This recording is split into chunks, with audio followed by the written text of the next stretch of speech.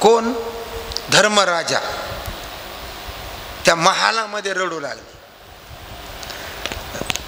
धर्मराजा रडू लागले म्हणून कृष्णाकडे गेले. कृष्णाला म्हणजे भगवंताला तिथंच विचारलं, भगवंत रडू लागले, सांगितलं नाही. मग याचं उत्तर कोणाकडे? म्हणले चला भीष्माकडे. आणि त्यावेळेस भीष्माचार्याला विचारलं. मग काय म्हणतात भीष्म देहांती? ऐकत्या धर्माची थोरी, ज्याशी शत्रू नाही संसारी, सत्यवादी निज निर्धारी, जो ऋषी मंत्री जन्माला. कोणाच्या मंत्राने जन्मले धर्मराजा? ऋषीच्या. कोणत्या ऋषीच्या?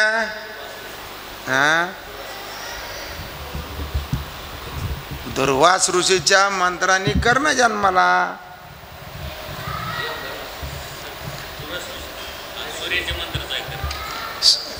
सूर्याचे मंत्र ते ते ते दुर्वास ऋषीने दिलं होतं ना. असं का?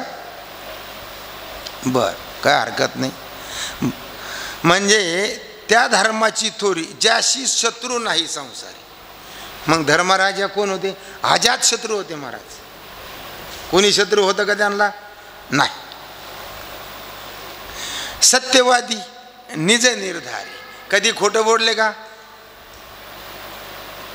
कोणत्याही संकटामध्ये खोटं बोलले नाही. जो ऋषी मंत्री जन्माला, करावया पांडव निर्दळन, वज्रदेही होया आपण, वर्म पुसता दुर्योधन, धर्म असत्य वचन न बोले. कसली थोरी आता ही? काय म्हणतो? पांडवाचं निर्दळन करण्यासाठी दुर्योधन म्हणतो वज्रदेही व्हायचंय.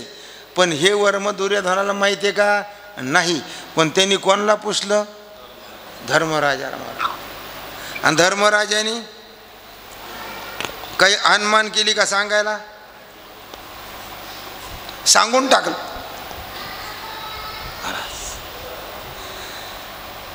ऐसा राजा युधिष्ठिर निर्मत्सर परम पवित्र, तेने करून अत्यादर भीष्म महावीर विनविला. आणि असा पवित्र असा असणारा कसा आहे? निर्मत्सर. काय म्हणते? निर्मत्सर. कोणाचाही दोष करतेत का? नाही महाराज. परम पवित्र, तेने करोनी अत्यादर भीष्म महावीर विनविला. भीष्माला काय उपमा आहे? महावीर. जो परम धार्मिक निज निर्धारी, जो स्वधर्म नियमे व्रतधारी, जो यावत जन्म ब्रह्मचारी, जो महाशुरी वंदीजी. कोणाचं लक्षण आहे आता हे? जो परम धार्मिक निज निर्धारी, भीष्माचं लक्षण आहे ना. जो स्वधर्म नियमे व्रतधारी, सगळ्या ज्या आपल्या जो धर्म सांगितला त्या धर्माचं काय करतात? ते पालन करतात. आणि जो यावत जन्म ब्रह्मचारी, कोण आहे ते? यावत जन्म ब्रह्मचारी, जो महाशुरी वंदीजे. असा महाशूर असे असणारे भीष्माचार्य यांना नमस्कार केला. न मोडता गुरुत्वाची पायरी, जो परशुरामेशी युद्ध करी, परी काशीश्वराच्या कुमारी, जो न करीची नवरी ब्रह्मचारी. आता ते तुम्हाला माहितीच आहे सगळं, माझ्यापेक्षा जास्त माहिती, कारण तुम्ही पांडव प्रताप. पण नेमकं ठेप्याचं हुकणार आहे.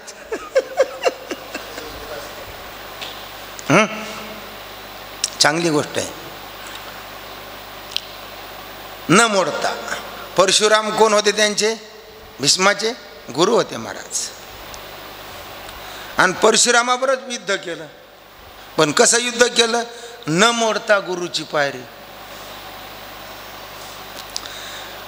परी काशीश्वराची कुमारी जो न करीचे नवरी ब्रह्मचार्य.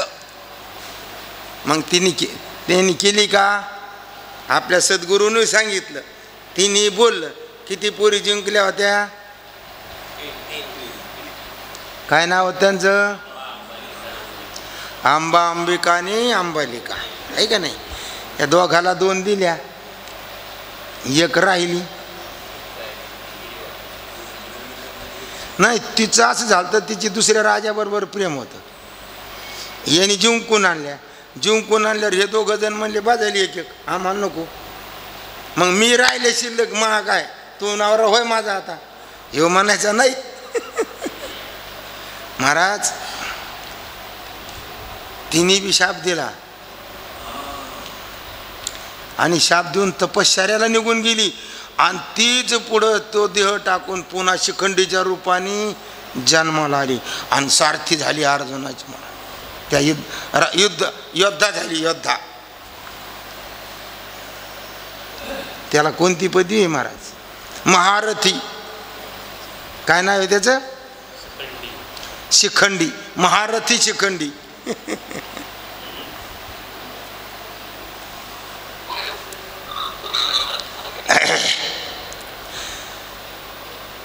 धनुर्देशी गुरु परशुराम जो रणी जिंतीला करोनी नियम तेने संतोषिनी परम आपुले नाम अंकना घातले. काय केलं त्यांनी? धनुर्विद्येमध्ये कोण गुरु होते? परशुराम. तो रणी जिंतीला करोनी नियम. कसं जिंकलं?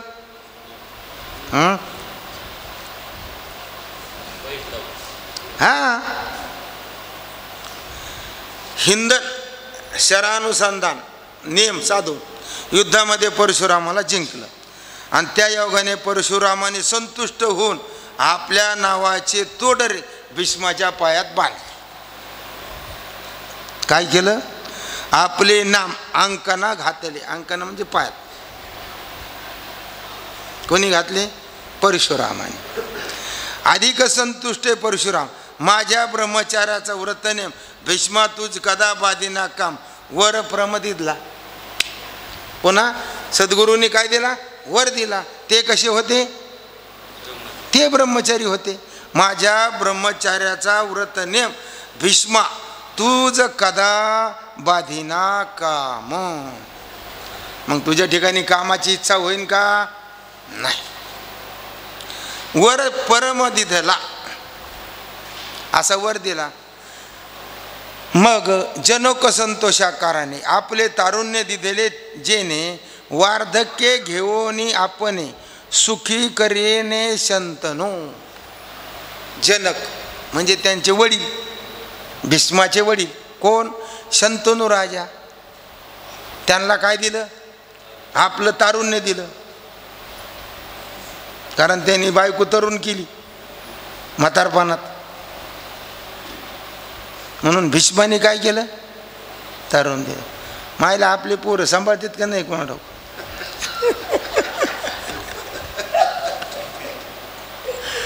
तरुण पण द्यायचं, जाऊ द्या.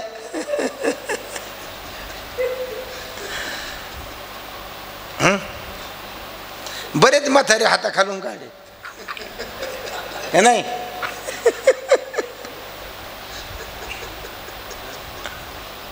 हा ना. आता कधी कधी प्रसंग येतो बघा, असं वाईट वाटतं. बापाला आडवं तिडं बोलतात, काही पट्टी शिव्या देतात. महाराज त्याच्या रूमनं घेऊन मागा लागा वाटतं मला तर. हा ना. कसाही असून द्या महाराज, किती अपराध करून द्या बापाने. बाप, आई वडील म्हणजे आई वडील आणि मोठा भाऊ आणि मोठी भाऊजाई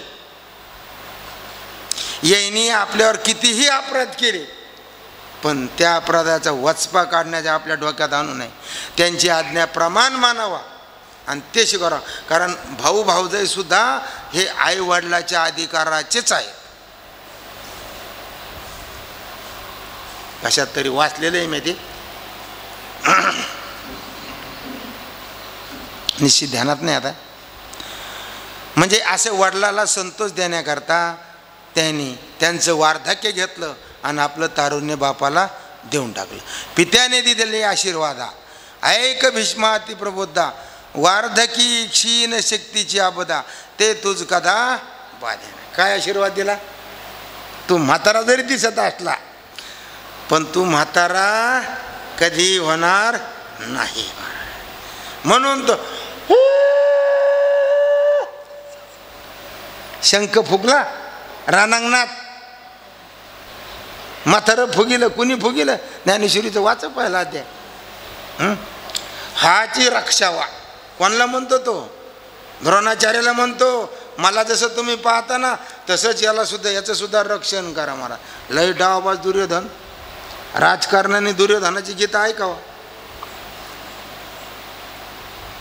आणि मग म्हातारं फुगलं काय? मोठ्याने शंखच वाजला.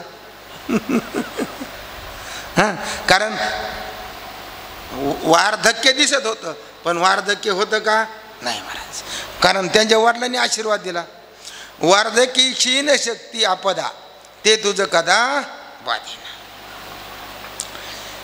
या लागी जवजव म्हातारपण, तो त्याचा प्रताप गण, काळाची शक्ती खोंटले जाण, न करावे क्षीण भीष्मासी. जसं जसं वय वाढत गेलं तसं तसे त्याची शक्ती वाढली महाराज. प्रताप गहन, काळ सुद्धा हात टेकले त्यांनी त्यांच्या पुढं. न करावे क्षीण भीष्माशी, भीष्माजीला गलित गात्र करता आलं नाही. या लागी तोडरी काळ काम, अंकना रिघाला परशुराम, हाची धर्मिष्ठ वरिष्ठ धर्म, हे साजे नाम भीष्माजी. एवढी त्यांची मती का गायली असेल बरं? आता बरं होऊन द्या एवढा 2-4 वया, मग बघू आपण. लक्ष द्या कशामुळं गायली. या लागी तोडरी काळ काम, कुठं घातला? पायामध्ये. अंकना दिला, रिघाला परशुराम, तिथं परशुराम आहे. हाची धर्मिष्ठ वरिष्ठ धर्म, हे साजे नाम भीष्माशी. धर्मामध्ये धर्माचं रक्षण, धर्माचं पालन, धर्माचा आचार करण्यामध्ये भीष्म कसे होते? वरिष्ठ होते महाराज. ज्याच्या प्रतिज्ञेच्या निर्धारी, देवाशी लावणी हारी, निशस्त्रा करी शस्त्रधारी, एवढी थोरी प्रतिज्ञेची. ज्यांच्या निष्पांडवी पृथ्वी करीन, या घोर प्रतिज्ञेच्या निर्धाराने देवालाही पराजित करून निशस्त्र कृष्णालाही शस्त्रधारी केले, एवढी त्या प्रतिज्ञेची महती आहे. उद्या संध्याकाळपर्यंत काय पांडव राहतील? निशेष पांडव करीन. निक्षत म्हणजे ही भूमी, अशी कोणी प्रतिज्ञा केली? पण खरंच सांगू, भीष्म पूर्ण पांडवाकडून होते. भीष्म कोणाकडून होते? देहानी त्यांच्याकडून होते. हां, देहानी त्यांच्याकडून होते. द्रोणाचार्य देहानी त्यांच्याकडे होते, पण अंतकरणाने पांडवाकडे होते महाराज. हा, म्हणजे पांडवावर त्यांचं खूपच प्रेम होतं. आणि विशेष अर्जुनावर होतं. विशेष प्रेम कोणावर होतं? अर्जुनावर. अर्जुन त्यांचा जीव की प्राण होता महाराज. मग त्याच वेळेस भगवंताला आपलं प्रतिज्ञा मोडावं लागली. मी शस्त्र हातात घेणार नाही, युद्ध करणार नाही. पण उचललं का नाही? चाक घेऊन मागा लागलं का नाही? तेच सांगतात तिथे. न मोडता भजन मर्यादा, युद्धी मिसळोनी गोविंदा, हरी लावणी मुकुंदा, चरणारविंदा लागला. काय केलं देवाला? हारपात करायला लावली महाराज. आणि देव पत्कारत. भक्ता पुढं देव सबशे लोटांगण घालत. म्हणून तुकोबर आहे, कधी कधी देवावर उपसत येत. देव गप बसतो आणि ऐकून घेतो. खरंय रे तो,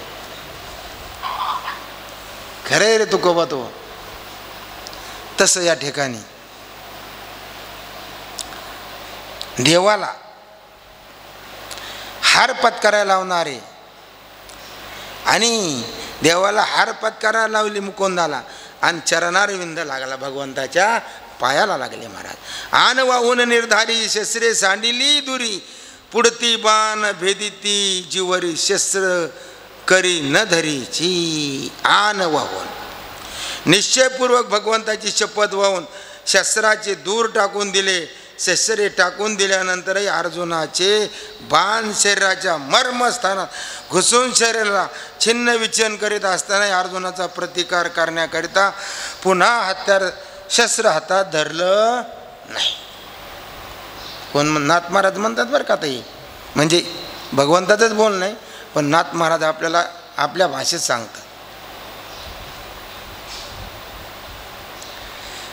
बाणी खडतरले जीवर विकळता दे कोणी थोर भीष्मे करून निज निर्धार झाला तत्पर देह त्यागा.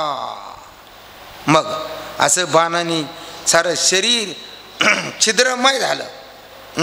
विकळता दे कोणी थोर अशी विकलांत आली आणि भीष्मे करून निज निर्धार झाला तत्पर देहत्याग करण्यासाठी त्यांच्या मनामध्ये निश्चय झाला. कारण ते इच्छामरणी होते. त्यांना कोणी मारू शकत होतं का? नाही महाराज. दक्षिणायनाती घोर भीष्मे ऐकता उत्तर काळाशी करून या दूर सो शरीर राखिले. कोणतं आहे चालू आहे? दक्षिणायन चालू आहे. आणि दक्षिणायन चालू आहे अति घोर आहे. कुठं दक्षिणायनामध्ये मेलेले कुठं जातात? अधोगतीला. कुठं जातात? अधोगतीला जातात.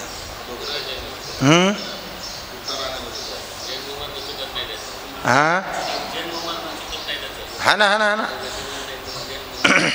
दक्षिणायन हाती घोर भीष्मे ऐकता उत्तर काळाशी करून या दूर सो शरीर राखिले. काळाला दूर केलं आणि आपलं शरीर सांभाळलं महाराज. मग निज आत्मनिर्धारी भीष्म पहुडे शरपंजरी त्या ते युधिष्ठिर प्रश्न करी महाऋषीश्वरी परिवारीला. असा मग निज आत्मनिर्धारी. आणि अशीच अवस्था प्रत्यक्ष आम्ही वक्ते बाबाची पाहिली महाराज. हे जसे भीष्म शरपंजरी पडले होते तसेच वक्ते बाबा ही शरपंजरी पडलेले होते. काही खात नव्हते, पाणी पेत नव्हते आणि उत्तरायण लागायला 3 दिवस बाकी होती. आणि त्या टायमाला मी मुद्दाम भेटायला गेलो होतो, कारण 3-4 वेळेस गेलो, पण त्यावेळेस मात्र फक्त डोळे उघडून बघत होते, बोलत नव्हते. आणि मग मला पाहिल्यानंतर त्यांच्या घरच्यांना वाटलं यांच्याकडून चहा पाणी घेतील म्हणून मला आग्रह केला, पण बाबाने पाहिलं म्हणले नाही. मग मी वाटी घेऊन गेलो. वाटी घेऊन गेल्यावर असं बोट बुडिलं, असं जिभीला लावलं महाराज, असं केलं आशीर्वाद. आणि ज्या दिवशी उत्तरायण लागलं त्या दिवशी बाबा पहाटे 4:30 वाजता प्राण उत्करण केलं महाराज. भीष्मपण केला कारण म्हणून त्यांना भीष्माचार्य म्हणायचे महाराज. आणि कोणाला भीन भय हा त्यांच्या कोशातच शब्द नव्हता महाराज. वक्ते बाबाच्या भय हा शब्द कोशात नव्हता. मग कुणी असू, कितीही मोठा असू, कोणालाच भेट नव्हतं. तसं या ठिकाणी त्याते युधिष्ठिर प्रश्न करी महाऋषीश्वरी परिवारीला. आम्हा सकळ देखता झाला युधिष्ठिर पुसता तेची पुरातन कथा तुझ मी आता सांगेन. काय म्हणतात? तुला मी ही कथा पुरातन कथा पुन्हा सांगतो. असं कोणाला सांगणार आहेत? आता कोणाला सांगणार आहेत? कोणाला सांगणार आहेत? उद्धवाला. कृष्णदेव कोणाला सांगतात? आता उद्धवाला. ही गोष्ट उद्धवाला भगवान सांगतात. पुरातन आलं ना तिथं, पुरातन कथा. पुरातन म्हणजे त्याच्या आधी होऊन गेलेली आहे का नाही? अंगा असं लक्ष द्या जवळकडं. मग पुढं काय म्हणतात?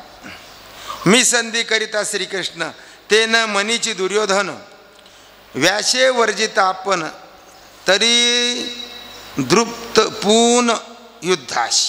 काय म्हणतात ते? भगवान म्हणाले उद्धवा, मी स्वतः दुर्योधनाशी समेट करण्याचा प्रयत्न केला तरी पण दुर्योधनाला माझे पटले नाही. व्यास मुनीने युद्ध करू नकोस असा निषेध व्यक्त केला तरी पण तो गर्वाने युद्धास तयार झाला. कोणाला सांगत ते? उद्धवजीला. एवम दैव बळी कुरुक्षेत्री कौरव पांडवा झुंजारी सापत्न दुर्योधनादी वैरी सपरिवारी मारिले. कोण कोण मारलं? कौरव पांडव झुंजारी.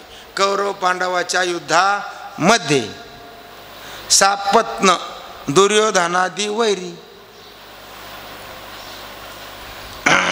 म्हणजे दुर्योधनादी, सापत्न म्हणजे त्यांच्या परिवारासह, वैरी सपरिवारी मारिले.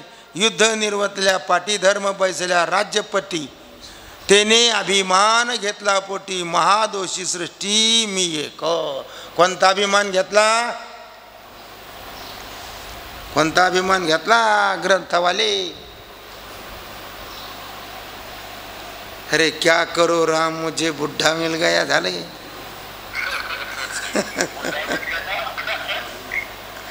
कोणता घेतला? महादोषी. ह्या जगामध्ये माझ्यासारखा पापी दुसरा कुणी नाही असा अभिमान घेतला. आणि आपल्याकडं नसलेलाच अभिमान. कधी युद्ध निवर्तल्या पाठी धर्म पैसेला राज्यपदी राजा झाला. त्याने अभिमान घेतला पोटी. कोणता? महादोषी सृष्टी मी एक. सगळ्या सृष्टीमध्ये माझ्यासारखा पापी दुसरा कोणी नाही. मी राजी बैसवता आपण मने म्या मारेला गुरु ब्राह्मण म्या मारेला कर्ण दुशासन राजा दुर्योधन म्या मारेला. कोणला कोणला मारलं म्हणतो?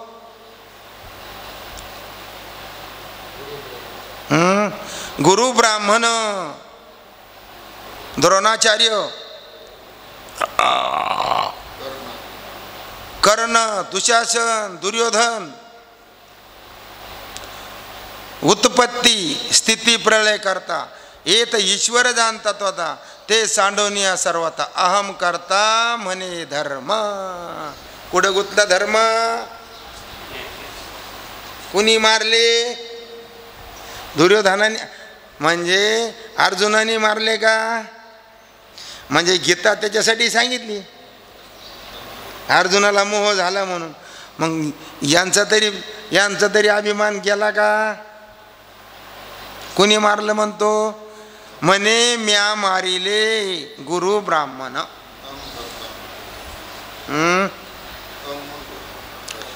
जरा मोठ्याने बोला म्हणजे मला ऐकून येईन तसं. हा ना. मग अहम करता मी करता. अहम म्हणजे मी करता. मग आता आपण इथं करतेपणा मिरवतो का नाही? कशात मिरवतो? अरे कशातही मिरवतो. काही संबंध नसला तरी म्हणतो मी होतो म्हणून जमलं. नाही तर याचं काय रात जमत होतं काय? मायामुळं लग्न झालं तुमचं.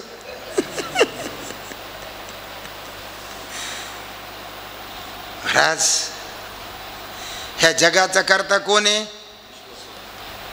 पालन करणारा कोण आहे? ईश्वर. हाच ईश्वर. भगवंत म्हणजे ईश्वर. म्हणजे सगळं काम कोण करतो? ईश्वर करतो. मग विनाकारण मी करता म्हणण्याचं काही कारण नाही का? बरं त्याचं फल काय आहे? कर्त्याचं अहम कर्त्याचं फल काय? काय फल आहे? हा?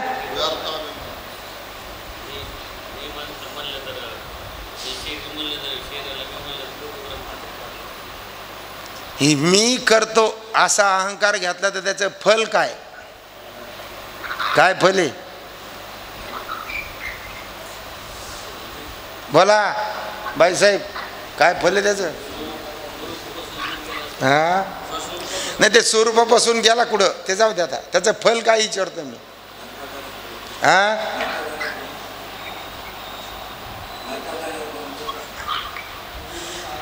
कारण सगळं केलं पण मी करता झालं म्हणून पाप पुण्य चुकलं का? मी करता झालं म्हणून पाप पुण्य चुकलं का? त्याला डोक्यावर बसलं का नाही? आणि पाप पुण्य डोक्यावर बसलं की जन्म मरण चुकन का?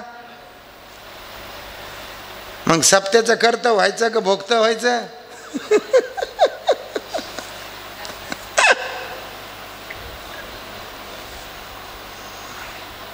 सोप्या गोष्टी आहे महाराज. म्हणून जेणेकरून आपल्या देहाचा अभिमान वाढणार नाही, देह अहंकारात जीव गुंतणार नाही, म्हणून संतांनी जगद्गुरु तुकाराम महाराजांनी हे जे आपल्याला सांगितलेलं आहे त्याचं आपण आचरण केलं पाहिजे. माळा घालू नये गळा. काय होतं? लय मोठे हार घातल्यावर मुक्त होतो, भूक लागत नाही, झोप चांगली येते. अरे देह अहंकार वाढला, एखाद्याने नाही भुका लावला तर कसा राग येतो? मग साधा भुका नाही लावला, आम्हाला नारळ नाही दिलं, कशामुळं? सवय लागली, रीत पडली. संत आपल्याला सगळ्या अंगाने जेवढे जेवढे धबधबेत, जेवढे जेवढे भोवरे आहेत ह्या भवनदीतून पलीकडे जाण्यासाठी, बारकले मोठाले सगळे भोवरे, आणि ह्या भोवऱ्यातून माझे मुलं सुखरूप माझ्यापर्यंत यावात म्हणून मार्ग सांगितलेला. आणि म्हणून ऐकत नाहीत म्हणून शिव्या दिल्यात.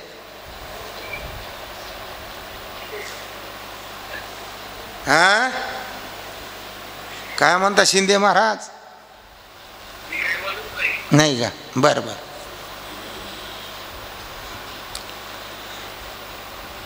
देहाभिमानाची निखाटा टोपी, थोर होऊन अनुतापी, गोत्र अहंता मी महापापी, ऐशे आरोपी निज माथा. देह अभिमानाच्या खाटा टोपी.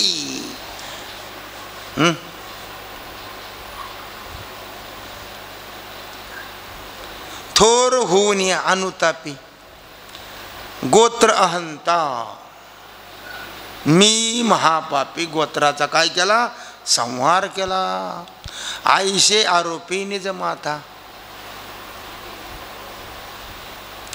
त्याशी द्यावया समाधान, समोय भीष्माचे निर्याण, तेथे म्या नेऊन या, जाण धर्मे केले प्रश्न ते ऐक. देव काय म्हणतो?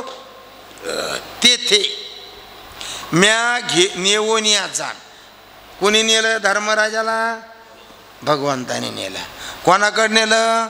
ज्या ठिकाणी भीष्माचार्य शरपंजरी होते त्या ठिकाणी. राजधर्म दान धर्म पुशिला त्याने, आपात धर्म मुख्य ते पुशिला मोक्ष धर्म, उत्तम उत्तम परेश. काय काय विचारलं त्यांनी? राजधर्म काय, दान धर्म काय, आपात धर्म काय, आणि मुख्यत्वे मोक्ष धर्म काय, असे 4 प्रश्न या ठिकाणी कुणी विचारले? हा कुणी विचारले? हा धर्माने विचारले. ते हा हा ना हा ना हा ना हा ना हा ना. पण आता इथं ज्यांना कळलं नाही, कळलं तेवढं बघतो ना, नाही तर मग चाललं जे रोट्यावर पाणी खाली वर व्हाय ना. ते भीष्ममुखीचे मोक्षधर्म म्या परिशिले अति उत्तम, ते निरसिता भवभ्रम सकळ कर्म दहाक. कोणता सांगणार आहेत आता आपल्याला? फक्त देव. मोक्षधर्म, भीष्ममुखीचा मोक्षधर्म म्या परिशिला अतिउत्तम, म्या चांगल्या प्रकाराने ऐकला. कोण म्हणतं? देव. भगवान म्हणतो म्या चांगल्या प्रकाराने ऐकलं. जे निरसिती भवभ्रम. कशाचं निराकरण करतात?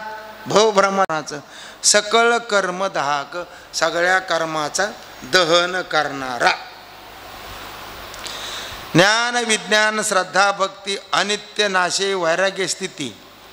भीष्मे सांगितलेली धर्माप्रती ते मी निश्चिती सांगेन. काय म्हणतात? ज्ञान विज्ञान श्रद्धा भक्ती.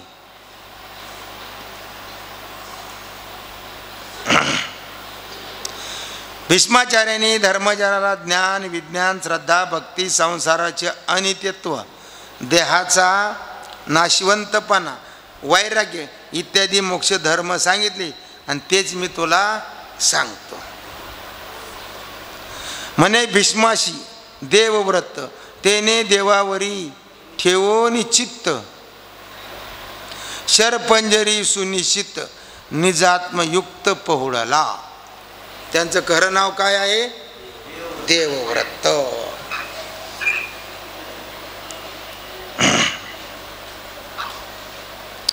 तेने देवावरी ठेवून चित्त. कुठं चित्त ठेवलं?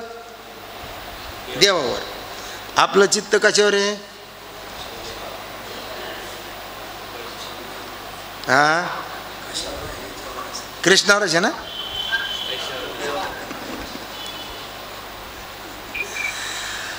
अरे चालू कथा आहे, चालू कीर्तनात मोबाईल उठून बाजूला जात नाही. तिथं हॅलो हॅलो हॅलो. तिकडे काय वीज पडली का?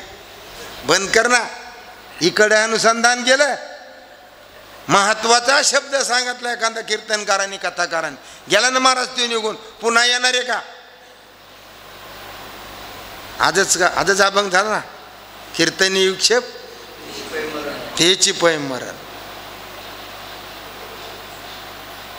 म्हणून श्रवण करताना कुठलाही ग्रंथ असो महाराज, विक्षेप कसाच नाही पाहिजे. जेवढं तुम्ही एकाग्र शांत निरत ठिकाणी जाऊन श्रवण करता, निश्चित त्याचं फल प्राप्त झाल्याशिवाय राहणार नाही. आणि चिव चिव चिव चिव चिव ते ब्राह्मण नाही का पूजा घालतात, भले इकडं इकडं पूजा मांडतात, कोण काय म्हणतं कोण काय म्हणतं, त्यांचे मंत्र चालतात, त्यांचा तडाखा चालतो. एक बुक्यात बोट घालतं तर दुसरं कुकात लावतंय. कोणाची कोणाला मेळ नाही, है ना. तुम्ही त्र्यंबकेश्वरला पाहिलं का? नारायण नागपैली करायला जा महाराज. कसं असतं, भले 200-200 300-300 लोकांच्या पूजा असतात आणि उगं ब्राह्मण 7-8 असतात आणि ते आपलं हिंडत इकडून तिकडं, लावा डोळ्याला पाणी. मग काही म्हणजे अशा गडबडीत व्यवस्थित होत नाही. सांगायचं तात्पर्य काय? एकाग्र चित्त आणि निवांत, कशाची चुकचुक नको. मग ते आपल्या अंतकरणात कानातून निश्चित जातं.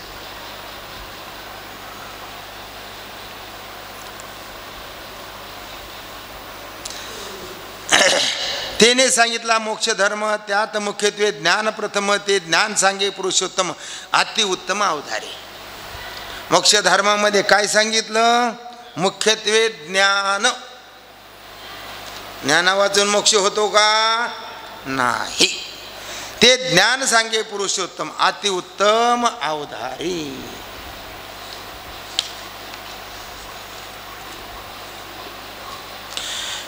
प्रकृती पुरुष महत्त्व, पंचतन मात्रा सूक्ष्म स्वभाव, अहंकारा सकट नव, तत्व वैभव हे संख्या. किती झाले? प्रकृती पुरुष महत्त्व 3, पंचतन मात्रा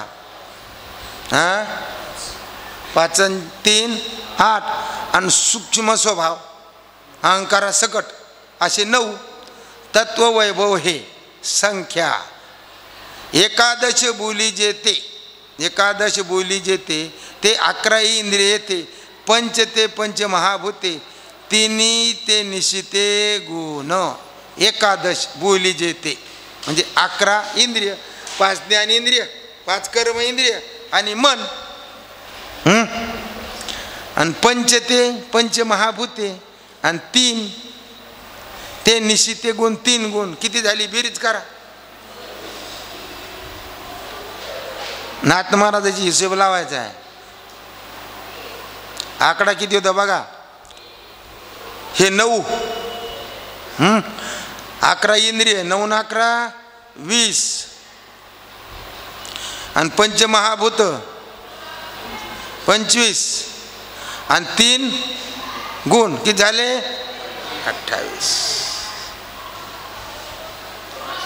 28 झाले.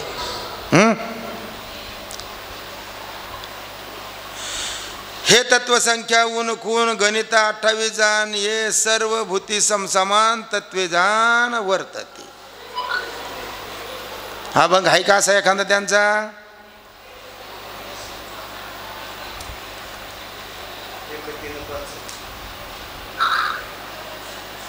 1 3 5 मेळा 36 तत्वाचा मुळारी त्यांचा अभंग आहे. 28 तत्व सांगितले या ठिकाणी. हां 7 5 3 दशकांचा मेळा, 7 आणि 5 12, 7 आणि 5 12, 7 5 3, 7 5 3, 7 आणि 5 12 आणि 3 15 आणि 10 25 झाले. ते सांख्याचं मत झालं.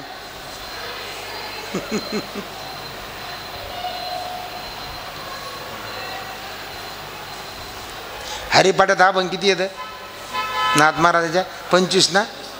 हां 25 आहेत, 25 बरोबर आहे. गणित 28 जाण ये सर्व भूती समसमान तत्वे जाण वर्तते. आता सगळ्या भूतामध्ये जेवढे जीवसृष्टीमध्ये आहे तेवढ्यात किती येतं? हे 28 आहेत का जास्त येतं? आता कुत्रं घ्या, चिलट घ्या, मांजर घ्या, बैल घ्या, माणसं घ्या, स्त्री घ्या, पुरुष, सगळ्यात किती तत्व आहेत? 28. देहाच्या दृष्टीने भेद राहिला का? ऐकायला येतं का? काय म्हणलं?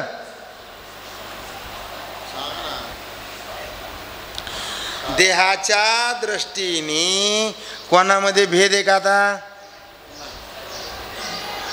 म्हणजे चिलटापासून ब्रह्मदेवापर्यंत जरी म्हटलं तर सगळ्याचे देह कशाचे? पंचमहाभूताचे. मग पंचमहाभूताच्या देहामध्ये भेद आहे का? नाही. आणि आत्मतत्वाने जर विचार केला तर भेद आहे का? त्यांचा एक आत्मा ना आपला एक आत्मा असं आहे का? नाही. आणि मग खरं काय? मग भेद आहे हा वास्तव आहे का कल्पित आहे? हा कल्पित आहे. कसा आहे? कल्पित. कसा आहे? कसा आहे बुवा? खाली नाही, खाली तिकडं काही नाही, झाकलेलं आहे ते. कसा भेद आहे? कल्पित भेद आहे. मग कल्पिताची निवृत्ती कशाने होईल?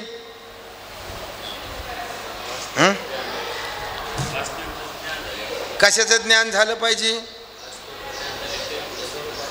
कशाचं ज्ञान झालं पाहिजे?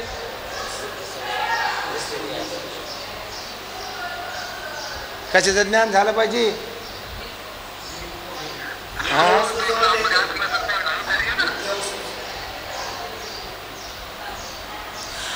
अधिष्ठानाच्या ज्ञाना वाचून कल्पित वस्तूचा बाध होत नाही.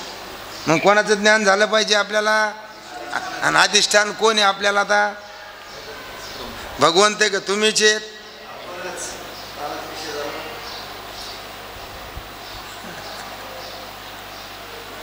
कल्पिताची निवृत्ती अधिष्ठानाच्या ज्ञाना वाचून होत नाही. आता आपल्याला सांगितलं ना, आता सर्प आहे, रज्जूवर सर्प भासला. कधी भासला देव? प्रकाशामध्ये भासला का अंधारात भासला? मंद अंधकारात भासला.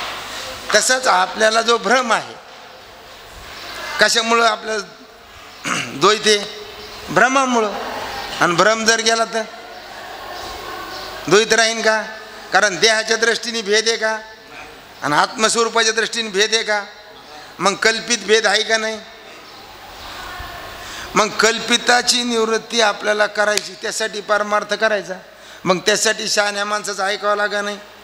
नारायण महाराज असतील किंवा तुंतुने महाराज किंवा असं कोणी असू साधू, ज्यांना त्यांची यथार्थ निस्ती माहिती नाही, अनुभव आहे, अशा सद्गुरूचं कडून जर ऐकलं तर आपलं निश्चित कल्याण झाल्याशिवाय राहणार नाही. आणि त्यांचं जर नाही ऐकलं तर आपलं कल्याण होईल का? मग माहीत होईल का रस्ता आपल्याला? नाही महाराज. आता हिरण्यगर्भाती स्थावरांत तत्वे समान गा समस्त अधिक उणे नाहीत येथ जान निश्चित उद्धवा. हिरण्यगर्भापासून स्थावरापर्यंत तत्वे समान का समस्त अधिक उणे नाही देता. कधी ते कमी जास्त आहे का? नाही. तैशीची का जीव चैतन्य प्रतिबिंबलेशे समसमान जे नामरूपाभिमान सर्वाची जान प्रकाशक. तैशेची का जीव चैतन्य काय झाला? प्रतिबिंबलेशे समसमान. सगळ्यामध्ये काय आहे? प्रतिबिंबच आहे का दुसरं काही आहे? प्रतिबिंब आहे. कमी जास्त आहे का? तर नाही, समसमान. जे नाम रूप अभिमान सर्वाशी जान प्रकाशक. कशाचा अभिमान आहे आपल्याला? नाम आणि रूपाचा. आता नाम आणि रूप हे कोणाचे? मायेचं कार्य. मग मायेचं कार्य हे आपल्याला माहीत असून बी आपण त्याचा अभिमान सोडतो का? आता सगळ्याचा जो प्रकाशक कोण आहे? जीव चैतन्य किंवा साक्षी चैतन्य. त्याच्यामध्ये भेद आहे का? तर त्याला पुन्हा दृष्टांत देतात. थिल्लरी विहिरी सागरी चंद्रमा प्रतिबिंब समची घरी तेवी ब्रह्मादी मशकावरी जीवत्व शेरी समसाम्य. थिल्लरी म्हणजे डबकं विहिरीत किंवा सागरामध्ये, चंद्रमा प्रतिबिंब समची धरी. आता समुद्रातलं प्रतिबिंब, विहिरीतलं प्रतिबिंब आणि डबक्यातलं प्रतिबिंब त्याच्यामध्ये काही बदल आहे का? सम आहे. देवी ब्रह्मादी मशकावरी ब्रह्मदेवापासून चिलटापर्यंत, मशक म्हणजे चिलट, जीवत्व शरीरी समसाम्य. जीवत्व कसं आहे? सगळं समसाम्य. मग समसाम्य असेल तर मारावत का ते? मारावत का? मग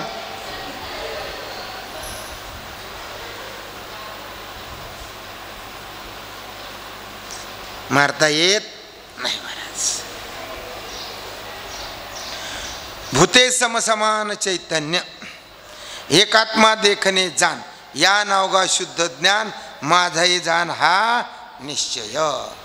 चैतन्य कसं आहे? प्रत्येक भूतामध्ये कसं आहे? समसमान.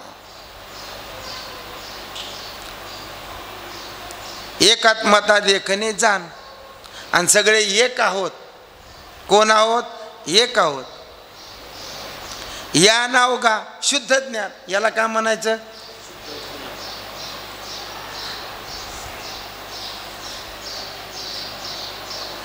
आणि माझाही जाण हा निश्चय. देव म्हणतो असंच माझं मत आहे. हा निश्चय म्हणजेच मत. आता विज्ञानाचे लक्षण तुझं मी सांगेन संपूर्ण ते श्लोकार्थी निरूपण सोये सांग नारायण सांगत. श्लोक अर्धे काय म्हणतात? निरूपण सोये नारायण सांगत. काय सांगतात अर्ध्या श्लोकातून? पूर्वी देखतेची स्वभावे व्यापक वस्तू निय सर्वे व्यापिली असती देहादी तत्वे हे मानी जीवे भावे निश्चित. काय म्हणतात? पूर्वी अनादी असलेल्या द्रष्टत्वाच्या स्वभावाने व्यापक असलेल्या ब्रह्मवस्तूने देहादी तत्वांना व्यापून टाकले आहे. उद्धवा ही गोष्ट जीवा भावापासून म्हणजे अर्थात अंतकरणापासून निश्चित समजून घे. कशाने समजून घे? अंतकरणापासून, अंतकरणात. आता परमार्थ करताना अंतकरणाने करा वाटतो का इंद्रियाकून करून घ्या वाटतो? बोला ना. आपल्याला जे करा वाटतो ते अंतकरणातून करा वाटतो का इंद्रियाकडून? बोला जा. नाही, करायला पाहिजे. हे ज्योतिषशास्त्र झालं. मी असं विचारलं नाही, कुणी करायला पाहिजे असं विचारलं नाही. आपल्याला काय आवडतं महाराज? अंतरीची घेतो गोडी पाहे जोडी, तुका म्हणे चित्त अनेक, चित्ती तुझे पाय डोळा रुपाय. म्हणजे सगळा परमार्थ कुठं करायला सांगितला? चित्ताने. आणि चित्ताने परमार्थ करत असताना किती खर्च येतो?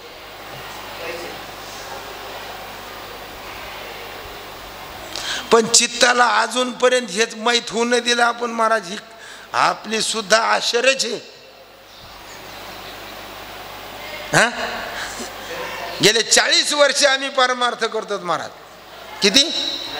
माझं सांगतो बरं का, 1982 पासून तर म्हणजे आता 1900, मला 62 वर्ष चालू आहे. म्हणजे जवळजवळ 40 वर्ष झाले मी परमार्थ करतो. अजून सुद्धा मला माहीत होऊ नाही दिलं. मग का साधं आहे का? आश्चर्य नाही का?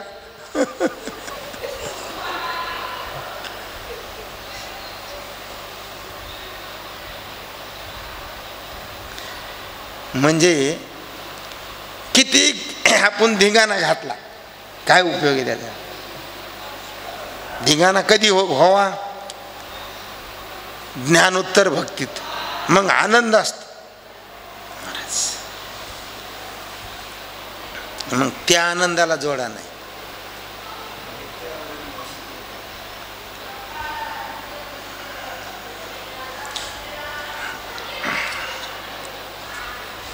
मानी जीवे भावे निश्चित, जैविक घट मात्रास सबाये व्यापक आकाश, तेवी सकळ प्रपंच चिदाभास व्यापक. कोण व्यापक आहे? चिदाभास. चिदाभास कुठे असतो? आता मग सांगितलं ना महाराजांनी, विचार सागरामध्ये सांगितलं ना. कुठं असतो? कोरडे, कोरड्याच्या वाडीत का दारूच्या बाजारात?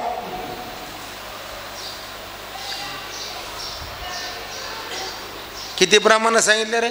कसं कसं सांगितलं?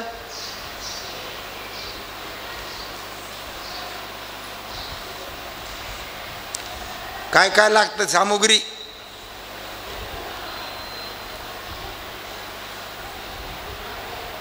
कसं होईन आपलं? आणि मला सांगा, थोड्या वेळेवर एखादा सौदा केला असता आपण, एखाद्या कुत्रीचा जरी सौदा केला असतात, विसरलो असतात का? नाही महाराज. कारण ती आपल्या चित्तामध्ये, आणि हे चित्तामध्ये येऊनच द्यायनात आपण. हा, म्हणून काय करा, हा सगळा विचाराचा भाग आहे महाराज. आणि असा विचाराने जर आपण परमार्थ केला तर निश्चित आपलं ह्याच जन्मात कल्याण झाल्याशिवाय. अरे अशी आपण कंबर कसली पाहिजे की पुन्हा जन्माला यायचं नाही. पण आपण कंबर कशी होत, कसं मोठं होता येईल. आणि आपल्याला शहाणे लोक महाराज म्हणते. कोण महाराज म्हणतं आपल्याला?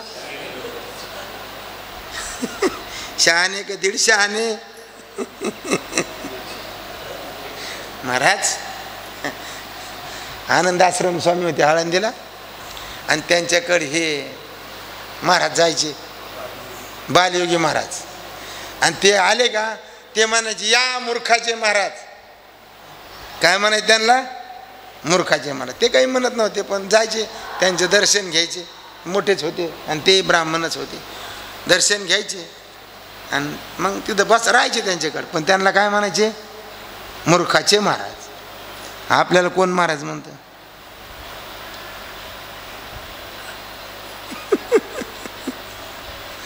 आणि त्याच्यातच कालर ताईट आपली.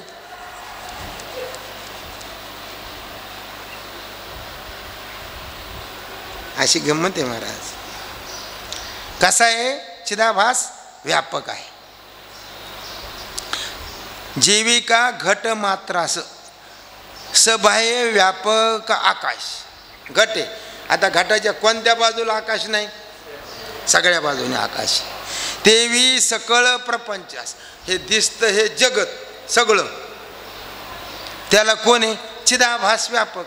आता चिदाभास कुठं उत्पन्न होतो? अंतःकरणामध्ये. कुठं होतो? अंतःकरणामध्ये. ऐसे जे का शुद्ध ज्ञान ते ज्ञ प्राप्तीचे कारण ज्ञ पावल्या ज्ञान हारपे जान वृत्तीसी. काय म्हणतात? ऐसे जे का शुद्ध ज्ञान. कसं? ऐसे म्हणजे कैसे? कोरडे मामा बोला. जसा चिदाभास कसा आहे? व्यापक आहे. आणि आकाश कसं आहे? व्यापक आहे. त्याच न्यायाप्रमाणे या जगाला तेवी सकळ प्रपंचात चिदाभास व्यापक. असं चिदाभासाने व्याप्त आहे असं जे शुद्ध ज्ञान ते ज्ञेय प्राप्तीचे कारण. आता ज्ञेय काय आहे? वस्तू. ज्ञेय काय? वस्तू म्हणायचं. वस्तू. ज्ञेय काय? वस्तू. ते ज्ञेय प्राप्ती कारण ज्ञेय पावले ज्ञान हरपे जान वृत्तीशी. काही लागला मेळ? काही लागला का मेळ? सापडे का ढोर गुर? काय म्हणते ते लक्ष द्या. नाही आता तिथं नाही सापडायचं का? तिथे सरळ अर्थ. तिथं कवर कळणार नाही. काय म्हणतात ते? ऐसे जे का शुद्ध ज्ञान ते ज्ञेय प्राप्तीचे कारण. ज्ञेय म्हणजे काय? वस्तू म्हणजे ब्रह्म. आणि ज्ञेय पावल्या ज्ञान. ज्ञेय पावलं हरपे जान वृत्तीशी. कोणतं ज्ञान हरपत? वृत्ती ज्ञान. कस काय हरपत? एका अंतःकरणावर दोन धर्म राहते का? नाही राहत. तसं मी ब्रह्म आहे असं ज्ञान झालं की जगत मिथ्या दिसतं का त्याला? नाही. सगळं ब्रह्मरूपच दिसतं. जे जे दृष्टी दिसे. हा मग वृत्ती ज्ञान राहिलं का तिथं? महाराज याच्यासाठी आपण परमार्थ करायचं. याच्यासाठी साधू संतांचे विचार ऐकायचे. पण कोणत्या साधू संतांचे? ते महत्वाचं आहे. बाई कुकू लावलेली आहे म्हणजे आयव नाही. जोडेत म्हणून आयव नाही. मंगळसूत्र आहे म्हणून आयव नाही. जिचा प्रत्यक्ष नवरा आहे आणि त्या नवऱ्याच्या मागे आहे तिची. आणि अशाचं श्रवण केलं जे वैराग्याने युक्त अपेक्षा रहित असे जे ज्ञान सांगतात किंवा ज्ञानाचं अर्जन करतात त्यांच्याच ज्ञानाने जीवाला बोध होतो. नसता कितीही ऐका बोध होत नाही. म्हणून तुम्हाला सगळ्याला विनंती आहे की तुम्ही हे आपल्या अंतःकरणामध्ये असं दिव्यासारखं धगधगत ठेवा आणि ज्या ज्या वेळेस असा प्रसंग येईन त्यावेळेस त्याचा वापर करून आपण त्याच्यापासून अलिप्त राहा. झालेली सेवा नाथ महाराजाच्या चरणी. तुम्हा सज्जन